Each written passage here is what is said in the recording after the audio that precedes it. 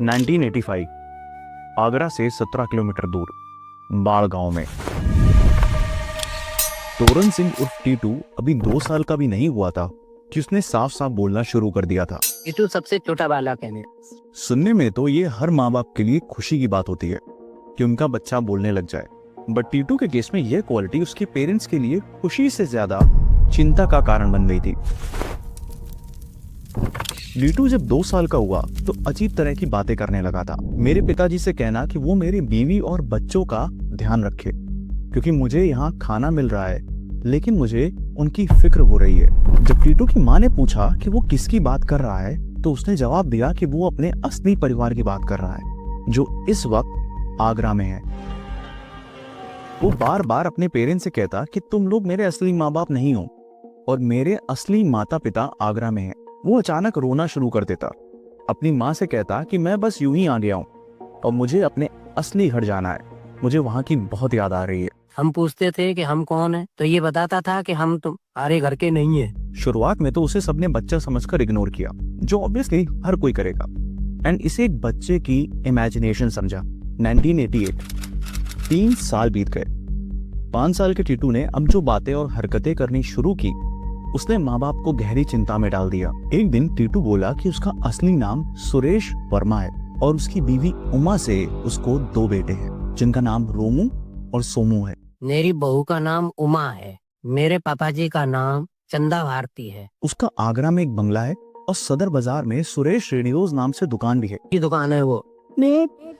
और इतना ही नहीं, उसने बताया कि कैसे शाम को अपनी कार से घर लौटते वक्त 2 आदमियों ने उसे आकर सर पर गोली मार दी थी, जिससे उसकी ऑन स्पॉट मौत हो गई थी। कभी कहता है मेरे गोली मारी, कभी कहता है मेरे माता पिता तुम नहीं हो। उसने ये भी बताया कि कैसे उसका अंतिम संस्कार किया गया। कभी कहता है मुझे हॉस्पिटल ले जाने के बाद में शमशान भूमि ले गए। पिछले 3 सालों से घर वाले वैसे भी उसकी उल्टी सीधी बातें सुनते आ रहे थे, लेकिन इस तरह की बात उसने पहली बार की थी। शमशान भूमि में आग लगा दी और पानी डाल के मुझे यमुना में फेंक दिया। एक 5 साल का बच्चा अपने बीवी और बच्चे होने की बात करने लगे और यह बताने लगे कि कैसे पिछले जन्म में उसकी मौत हुई थी, तो आपके मन में क्या आएगा?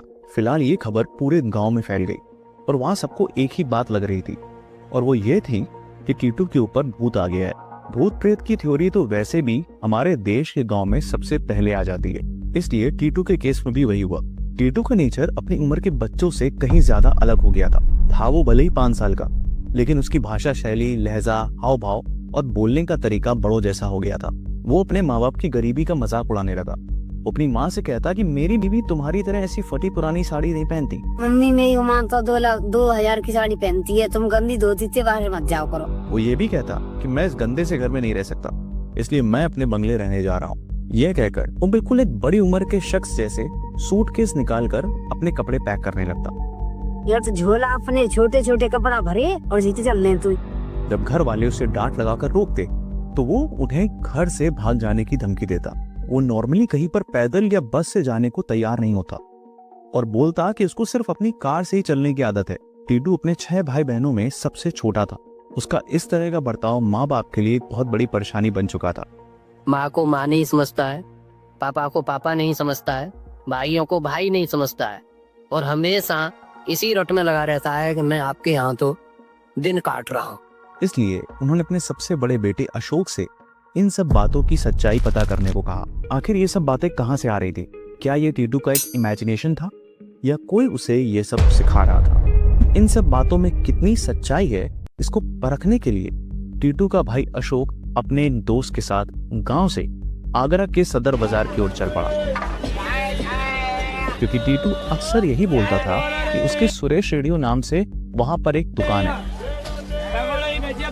अशोक और उसका दोस्त वहां पहुंचकर इस नाम से दुकान को ढूंढते रहे, लेकिन ऐसे नाम की दुकान ना मिलने पर ये जगह थक कर बैठे ही थे कि अशोक की नजर एक बोर्ड पर पड़ी, सुरेश रेडियोस। वही नाम जिसका जिक्र टीटू करता रहता था। अशोक चौंक गया। क्या टीटू की कहीं बाकी सारी बातें भी सच थी? क्या टीटू सुरेश का ही पुनर्जन्म था या फिर ये कोई इत्तेफाक था? Welcome to the show. My name ESK. You are watching The case of T2 Singh. 1983 Agra. Suresh Agra का एक बिजनेसमैन था। इसकी सदर बाजार में सुरेश रेडियोज नाम से इलेक्ट्रॉनिक की शॉप थी। सुरेश का आगरा में एक बंगला था जिसमें वो अपनी वाइफ उमा, 2 बच्चे, माँ बाप और भाइयों के साथ रहता था। 28 अगस्त 1983 टीटू के जन्म से 4 महीने पहले शाम के वक्त सुरेश अपनी सफेद फिएट कार से घर को वापस लौट रहा था, जहां पर पहले से ही 2 बदमाश घात लगाए बैठे थे। सुरेश ने गाड़ी अपने घर के गेट के सामने रोककर और बजाया ही था कितने में उन 2 बदमाशों ने उस पर गोलियां चला दी। गोली का शोर सुन जब तक घर वाले भागकर बाहर आ पाते तब तक सुरेश की जान चली गई थी। गोली कनपट्टी के दाई तरफ लगी थी। बाद में सबने कहा कि सुरेश की गाड़ी की स्टेपनी खराब हो गई है, मगर जब गोलियों की आवाज थी। दोनों बदमाश मौके से भाग गए थे। सिंस ये बात 1983 की है, सो उस वक्त आज के जैसे इतने ज्यादा लोग नहीं होते थे, इतनी ज्यादा पॉपुलेशन नहीं थी, और तो और घटना शाम की थी, इसलिए ऐसा एक भी गवाह नहीं मिला जिसने इनमें से किसी एक बदमाश को देखा हो। लिहाजा बिना किसी को सजा हुए पुलिस ने इस केस को क्लोज कर दिया। सुरेश जा चुका था। 2 बच्चे, बूढ़े माँ बाप और घर चलाने की जिम्मेदारी अब उसकी पत्नी उमा पर थी, इसलिए अब सुरेश की जगह उमा शॉप संभालने लगी। अब चलते हैं यहाँ से 5 साल आगे 1988 में, उसी दिन जहाँ टीटू का भाई अशोक उसी शॉप के आगे हैरान खड़ा हुआ था। अशोक शॉप के अंदर जाता है जहाँ उसे एक लेडी मिलती है। पता चलता है कि वो सुरेश की वाइफ उमा है। अशोक उनसे कहता है कि वो सुरेश से मिलना चाहता है, जिस पर उमा पूरा किस्सा बताती है। अशोक के पैरों तले जमीन खिसक गई थी, क्योंकि जो जो उमा ने बताया वो सारी बातें टीटू बोला करता था। वाइफ का नाम, बच्चे, दुकान का नाम, डेथ का कॉज, सब कुछ एज इट इज। कभी कभी सच इतना भारी हो जाता है कि वो आसानी से हजम भी नहीं होता।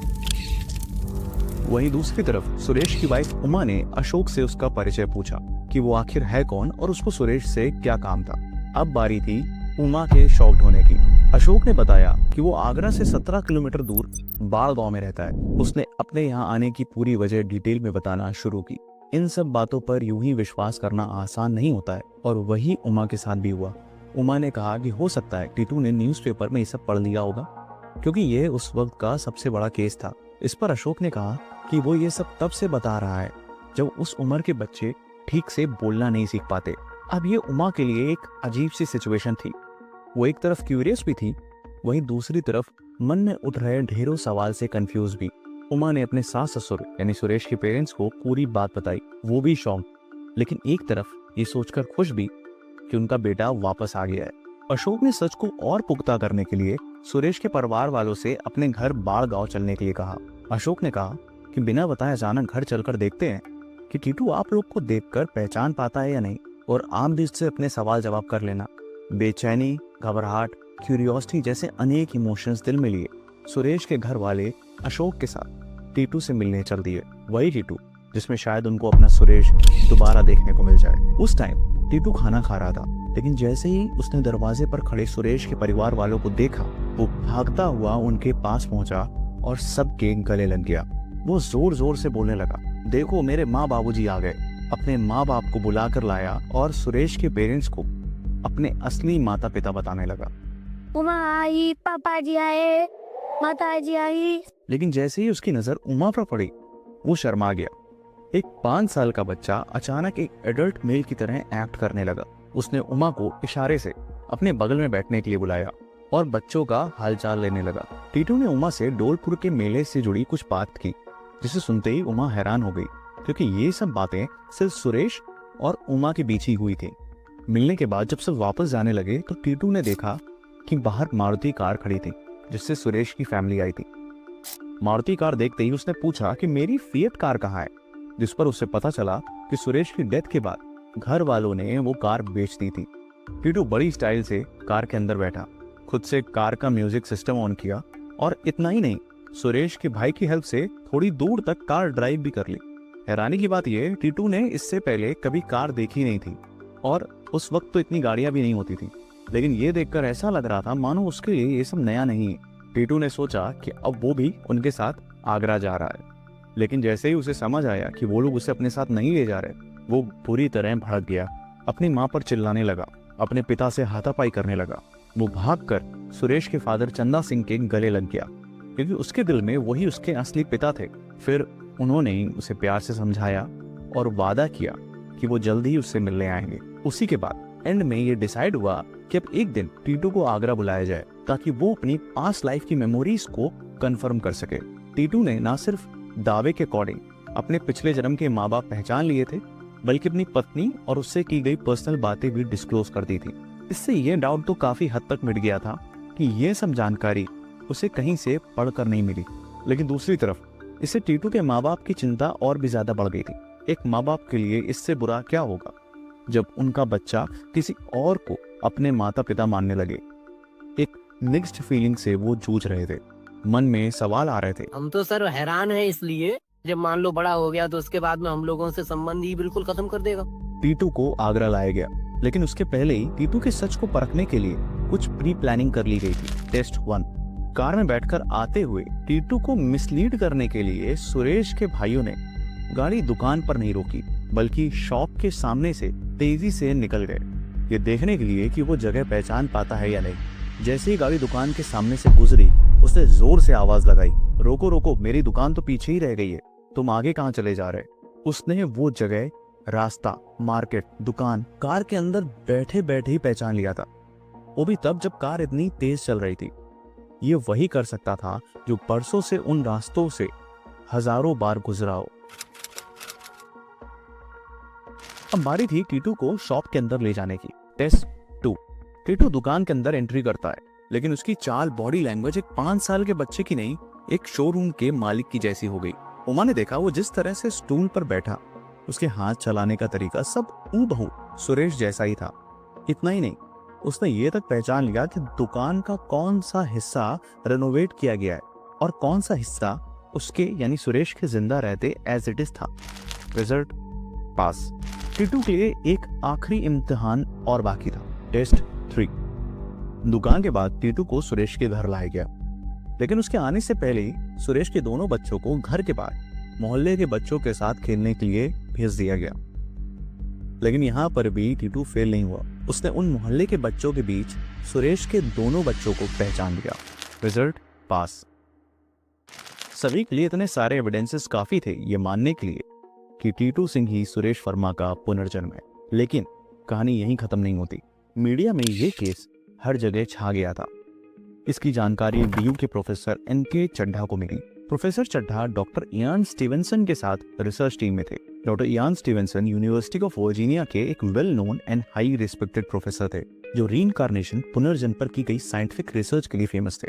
उन्होंने पुनर्जन्म के ऊपर काफी सारी बुक्स भी लिखी थी। डॉक्टर इयान स्टीवेंसन के एडवाइस पर एंटोनिया मिल्स, जो एक रिसर्चर और उनकी कलीग थी, टीटू के केस को क्लोजली स्टडी करने लगी। सुरेश की फैमिली ने बताया था कि जो सुरेश का नेचर था वो काफी एग्रेसिव और शॉर्ट टेम्पर्ड था। छोटी छोटी बातों पर वो लड़ाई झगड़ा कर लेता था। डॉक्टर मिल्स ने नोटिस किया कि टीटू का नेचर भी इसी तरह का होता जा रहा था। एक बार डॉक्टर मिल्स टीटू के साथ मार्केट चूड़ी लेने गई थी।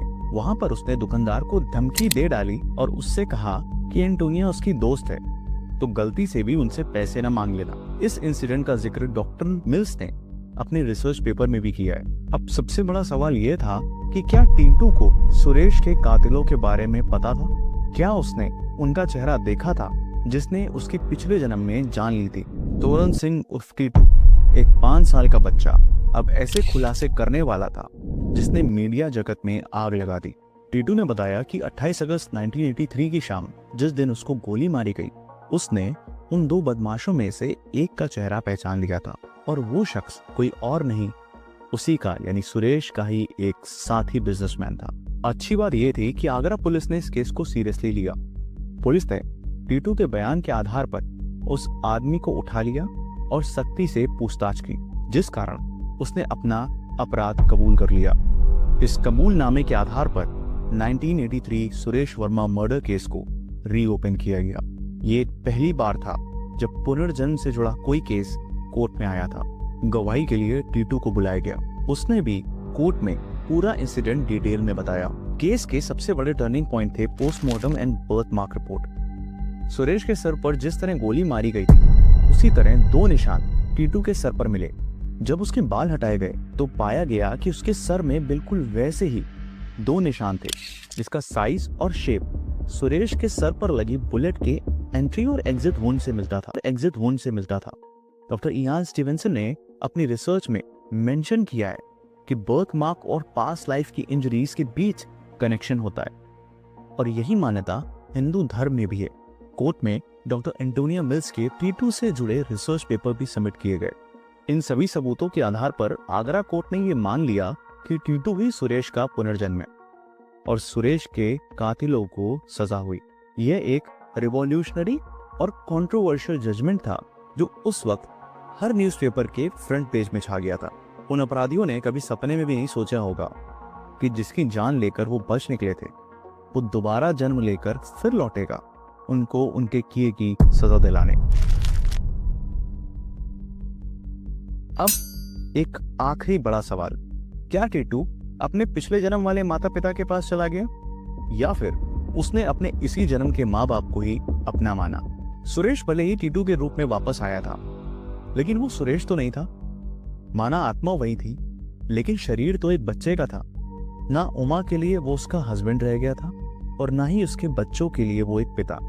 सुरेश के फादर भी जानते थे कि अगर मुंह में उन्होंने टीटू से नजदीकियां बढ़ाई तो टीटू के माँ बाप जीते जी अपने बेटे से दूर हो जाएंगे, और एक बेटे को खोने का दर्द वो पहले से ही जानते थे। दोनों परिवार अपनी अपनी जिंदगी में वापस लौट गए। टीटू ने भी दोहरी यादों के साथ अपने बचपन को जिया और अपने गांव में रहकर ही पढ़ाई लिखाई की। आज टीटू सिंह, जिनका असली नाम तोरन सिंह है, बीएचयू में असिस्टेंट प्रोफेसर हैं और उनको आज भी सब कुछ याद है। वो अक्सर आगरा अपने पिछले परिवार से मिलने भी जाते हैं। आज उनका मानना है कि हम दोहरी जिंदगी नहीं जी सकते। जो कल बीत गया सो बीत गया, और जो बाकी है वो है हमारा आज। पुनर्जन्म का ये अनोखा केस हमें सिखाता है कि लाइफ एक सीधी लकीर नहीं, एक सर्कल है जहां शुरुआत और अंत एक जगह आकर मिल ही जाते हैं।